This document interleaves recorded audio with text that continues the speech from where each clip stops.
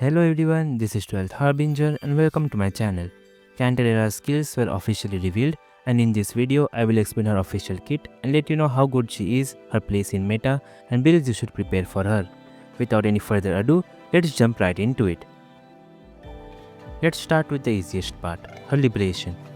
Using the liberation deals an initial instance of damage and unlocks her coordinated attacks.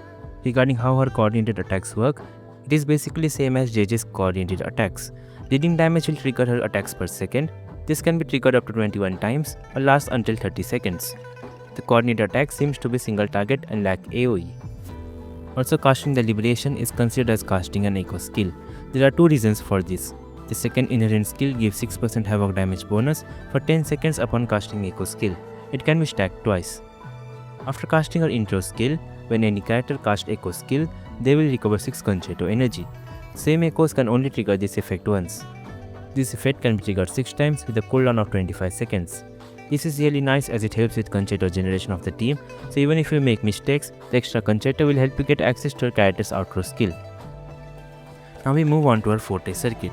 She has two types of forte, one is called as trance and the other one is shiver. She can hold up to 5 stacks of trance. She gains one from intro skill, one from basic attack stage 3, one from casting the basic resonance skill, and 3 from her liberation. Casting her intro skill also lets her skip directly to her basic attack stage 3, so these stacks can be easily gained. On having a stack of trance, casting a heavy attack will make her enter a special state called Mirage. I don't think her trance needs to be full for this, cause it is mentioned that Cantarella can do this attack as long as she has trance. But make sure you have at least 3 stacks as you will need it for the second forte. When in this state, her basic attacks, mid-air attacks and dodge counter is replaced.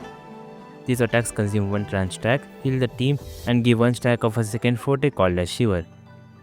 The basic attacks in this state is a 3-hit combo and the third hit releases 3 coordinated attacks. The Mirage state unlocks a second resonance skill. Casting this skill is considered as echo skill, which is good for her passive, and the enemies hit by this skill are affected by Hazy Dream.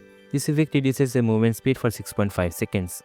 When Cantarella hits these enemies, except from her coordinated attacks, this state will be removed and the enemies will take an instance of damage which is considered as basic attack damage. Damage from other characters or Cantarella's coordinated hits will not trigger the extra damage, it will just end the Hazy Dream state. The intro skill also gets replaced in Mirage state and launches 3 coordinated attacks on hit. And when Cantarella has 3 stacks of Shiver, which is the second forte, her resonance skill is enhanced again.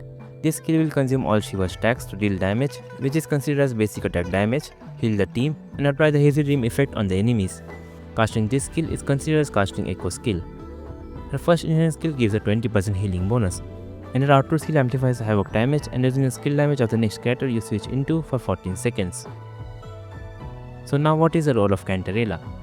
She can heal the team covering the role of sustainability, she can deal damage, most of it is considered as basic attack damage, has coordinated hits which is synergetic with some characters or echo sets, and she can amplify the havoc and resonance skill damage of the next character.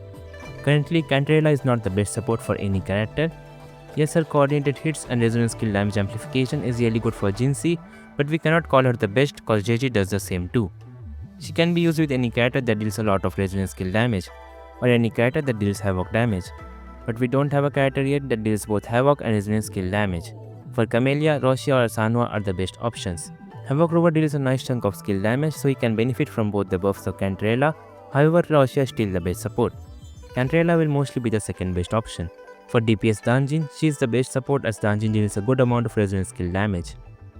I'm pretty sure you can opt to use her as a main DPS too, due to how she can gain forte stacks easily and most of her damage is from basic attacks. For this role, Roshia and Sanwa are the best options to buff her. But this doesn't mean that Cantarella is bad. I'm 99.9% sure that Cantarella is a calm before the storm. What I mean by this is she could be a sub DPS that Kuro Games has prepared for a DPS that might be released in the future.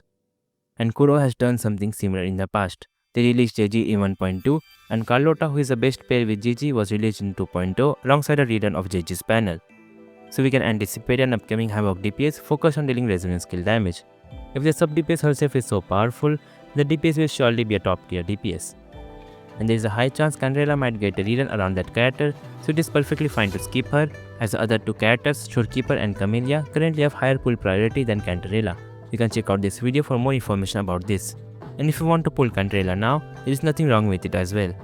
As for Cantarella's meta placement, due to how much she brings to the table, her synergy with the top DPS characters like Jinxie or Carlotta, flexibility, I would say she's around bottom H tier. I've ranked her like this because, as I mentioned earlier, she doesn't have a dedicated DPS yet, so along with the release of that DPS, she will definitely be a top tier character. As for her build, I will just quickly go over the build options so that you can start preparing. I will cover it in detail in the complete guide video, which will be released alongside Cantarella's banner. Her signature weapon is going to be the best in slot, giving her basic attack damage bonus and the ability to ignore the havoc resistance of enemies. The standard banner weapon, Cosmic Reapers, is an amazing option. Even though it doesn't provide crit stats, it provides a lot of attack stats and basic attack damage bonus. Regarding JG signature, it might seem really good as it provides basic attack damage bonus, but it requires you to cast Resonance skill 3 times to activate it. For Cantarella, who has 3 skills, it may sound perfect, but casting Cantarella's enhanced skill is considered as casting Echo skill, so I don't think it can activate the buffs. Nevertheless, this weapon is a good stat stick and she can get 1 stack of the basic attack damage bonus. The String Master is another great option and very similar to JJ's signature. For 4 stars we have the Augment, Fusion Accretion or Jinjo Keeper. And for Echo sets, if you are using her as sub DPS with a Havoc character, use the Midnight Veil set with Lorelei Echo skill. With non-Havoc DPS character, we have 2 options, Moonlit Clouds and the Empyrean Anthem. We still don't know the multipliers or how high her coordinate attacks damage is. If it is not that high, Moonlit Clouds will be your best bet. Since she can heal, she can also trigger the effect of Rejuvenating Glow set. You can use her as a main DPS with the Havoc Eclipse Echo set and Nightmare Crownless Echo skill. And for the Echo stats, crit rate or damage on the 4 cost Echo, double Havoc damage on the 3 cost Echo, and attack percent on the 1 cost Echo. From substats, she will need energy regen, crit rate or damage, attack percent, basic attack damage bonus, and flat attack. Since her liberation cost and energy generation hasn't been revealed yet, we cannot say how much energy regen she needs for sure. So all in all, Cantarella is an amazing character that can cover multiple roles like being a healer, dealing damage, supporting the team through her kit, and echo sets. Along with giving the amplification buffs from her outro skill, she can help with concerto generation of the team as well due to the passive that gives concerto energy. I wouldn't say she is a must pull character because there is no specific DPS yet that can fully benefit from her buff.